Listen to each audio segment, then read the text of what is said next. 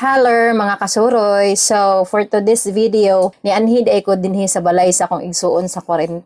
Now pag abot na ko dinhi naghiwa-hiwa dai sila og karne, lamas og mga gulay no. Kay ang ilaha di ay diri nag food trip sila. So ang akong gikatingad-an mga kasuroy kay tulo ka buok shilin sa sulod sa balay pero mas gusto gid nila magluto diri sa gawas, o di ba? Ang tawag dai sa ilang giluto, mami, o di ba? Mami daag butangan nila og bagyo beans, butangan nila carrot, gibutangan nila og karning manok dayto ang subak ani. So mo dogi okay medyo na uga-uga naman ang karni ug ang gulay gibuhusan na dayon og tubig. Na okay-ukayon na gid na siya mga kasuroy, okay-ukayon. Gamay ra mga tubig dungagi pud ng tubig. Uy kay murag gamay ra kanya ya mami man na. So mao to gihurot na lang gid ang isa ka pitsil dayto nga tubig kay mami man kinahanglan na gid ang sabaw. So inani sila magluto og mami dauban pati ang kalaha kay aron mainit og dali. Human ana imo ra gyud na siyang okay-ukayon. Unya niingon dayto si Rimalin din ha nga sakit da kuno ang init sa kalayo kay kusog kaayo pero niingon gid si Kim diha nga masakit kuno ang biyaan og uyab. So kana dayto din hapit na nahuman gidungagan og tubig kay murag kulang ra magyud kaayo badi ang tubig. So gidungagan ani ang tubig tapos paghuman giukay-ukay na pud. So mao to final na siya. Giukay-ukay na lang na siya kadali paghuman ana haonon na day na nato siya mga kasuroy. So maora to, salamat, bye.